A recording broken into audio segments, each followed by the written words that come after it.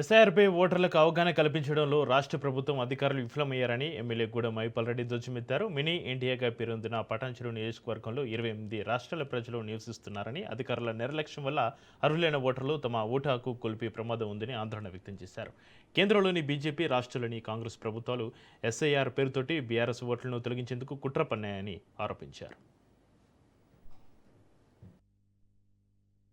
12వ తారీఖు మీటింగ్ మీద 3 అంశాల మీద మీకు చెప్పడం జరిగింది. ఇదంతా మన ముందున్న జటిలమైనటువంటి సమస్య ఏంటంటే, మొన్ననే జరిగిన 2-3 నెలల కింద జరిగిన పశ్చిమ బెంగాల్ ఎలక్షన్లో ముఖ్యమంత్రి కాన్స్టిట్యూన్సీలోనే 70,000 ఓట్లు తీసేసి ఆమెను ఓడగొట్టడం జరిగింది.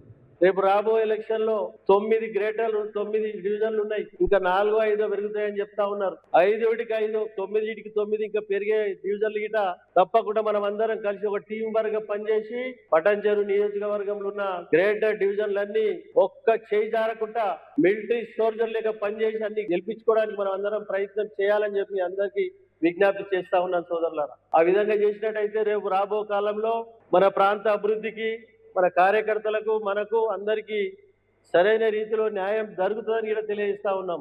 రేపు 12వ తారీఖు నాడు డిజిటల్ బోర్డులో ఇది ఏ విధంగా మన ఓటర్ నమోదు చేసుకోవాలి అని దాని మీద మనకు హరీష్ రావు వస్తాడు. 2 అవర్స్ ఇక్కడ ఉంటాడు. 9 గంటల నుంచి 12:30 వరకు మీటింగ్ ఉంటుంది.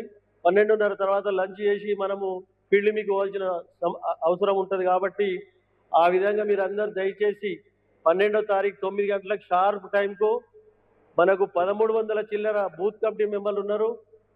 అలాగే 422 మంది మనకు బిఎల్ఓస్ బూత్ మెంబర్లు ఉన్నారు. కాబట్టి వాళ్ళందరూ మనం రావాలి.